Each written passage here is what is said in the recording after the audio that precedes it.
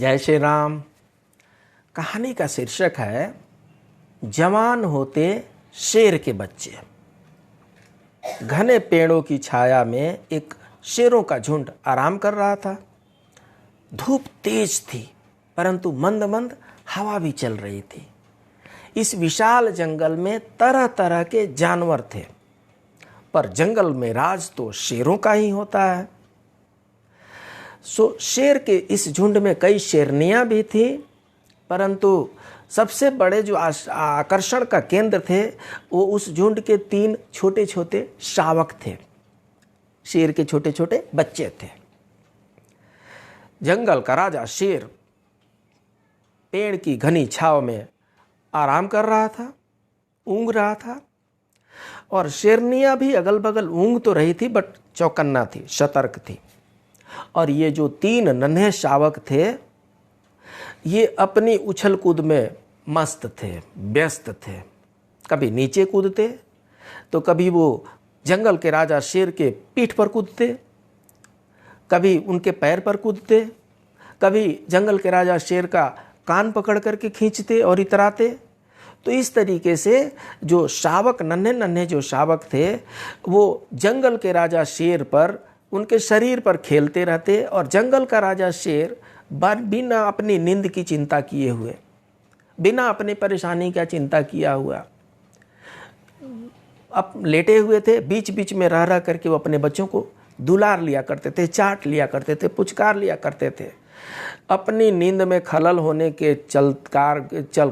के बावजूद भी शेर ने कभी भी अपने बच्चों को डांटा तक नहीं, और बच्चे अपनी उछल कूद करते रहे। धीरे धीरे ये बच्चे बड़े होने लगे, और वो जो जवान शेर था वो धीरे धीरे बूढ़ा होने लगा।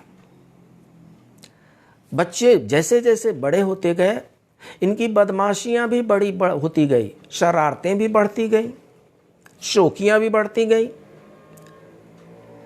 इन सारे शरारतों को, इन सारी शौकियों को झेलने की शक्ति, सामर्थ्य शायद अब उस जवान से बूढ़े होते शेर के पास नहीं रह गई थी। एक दिन की बात है, ऐसे ही पेड़ के नीचे आराम कर रहे थे। उसमें से एक जो शावक, जो छोटा बच्चा जो जवान हो रहा था, उसने जिद किया कि उसे काले हिरन का मांस खाना है।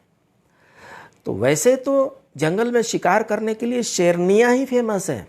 जंगल का सारा शिकार लगभग शेरनी ही किया करती है, लेकिन अपने बच्चों की ख्वाहिश पूरी करने के लिए, जिद पूरी करने के लिए, उनको प्रसन्न रखने के लिए बूढ़ा होता हुआ शेर जंगल में निकल पड़ा काले हिरन का शिकार करने के लिए।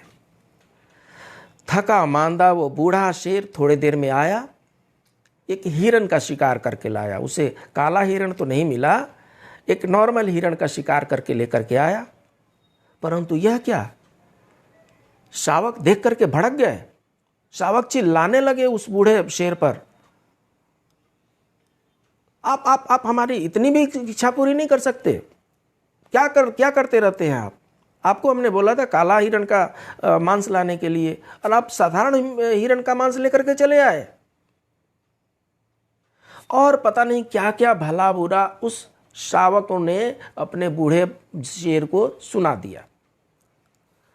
बूढ़े शेर को उनके इस बर्ताव की उम्मीद नहीं थी। उसका मन टूट गया, वो दुखी हो गया। वो सोचने लगा, जिन बच्चों के लिए हमने अपना सब कुछ न्यौछावर कर दिया, जिन बच्चों की खुशी के लिए हमने नींद नहीं देखा, हमने दिन नहीं देखा, हमने रात नहीं देखा, और हमारे उम्र ढलने पर यही बच्चे हमें इस तरीके से कह रहे हैं। बूढ़ा होता हुआ शेर अपने शरीर की नजाकत को समझते हुए शांत हो गया, खामोश हो गया। लेकिन उस बूढ़े शेर की खामोशी ये जवान होते हुए शावकों के लिए एक और चुनौती बन गई, और उसके बाद से इन्होंने अपने बूढ़े बाप पर हमला कर दिया। बूढ़ा बाप बहुत देर तक इनके आक्रमण को झेल नहीं सका। पूरा शरीर उसका लहूलुहान हो चुका था। आत्मा तो पहले ही लहूलुहान हो गई थी, अब शरीर को भी बच्चों ने लहूलुहान कर दिया। शेर बहुत दुखी था, उसकी आंखों से फूट फूट करके आंसू निकल रहे थे। पीछे की सारी बातें उसको याद आ रही थी। एक एक करके वो सारी बातें समझता गया, कैसे कैसे उसने अपने बच्चों के लिए इतना त्याग किया था, और उम्र के इस ढलान पर बच्चों की इस तरह का बर्ताव देख करके, इस तरह का बर्ताव सुन करके और अपने पर आक्रमण होता हुआ देख करके शेर का कलेजा फट गया। कुछ देर तक बर्दाश्त किया और थोड़ी देर के बाद से वो शेर उस झुंड को छोड़ करके कहीं जंगल में गायब हो गया। बड़े होते हुए, जवान होते हुए शेरों को लगा कि चलो अच्छा हुआ वो बूढ़ा चला गया, अब इस जंगल के शेर हम हैं, बब्बर शेर हम हैं। ये जवान होते हुए शावक शायद भूल गए कि ये उम्र का चक्र है। अगर ये बच्चे से जवान हो रहे हैं तो ये भी एक दिन जवान से बूढ़े होने वाले हैं, और ये अपने बर्ताव को समझ नहीं रहे हैं। इस धरती पे जो भी आया है वो बच्चा भी होगा, जवान भी होगा, बूढ़ा भी होगा। बर्ताव पे हमें कंट्रोल रखना है। शेर के बच्चों ने जो कुछ भी शेर के साथ किया वो बहुत ही गलत किया, लेकिन शेर एक जानवर है, हम इंसान हैं। हमें ये देखना है कि हमारे इर्द गिर्द, हमारे अपने समाज में, हमारे अपने गांव में, हमारे अपने गली मोहल्ले में, हमारे अपने परिवार में, हमारे स्वयं के बच्चे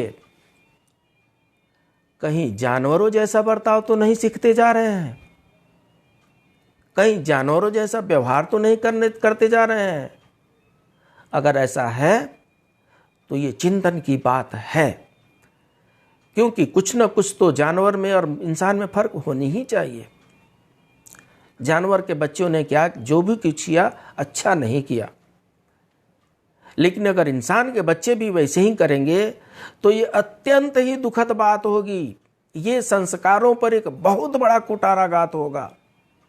इसलिए मनन कीजिए, चिंतन कीजिए, और अगर ऐसी संकट आपको दिखाई पड़ रही है तो इस संकट का निवारण करने का प्रयास हम सबको ढूंढना है।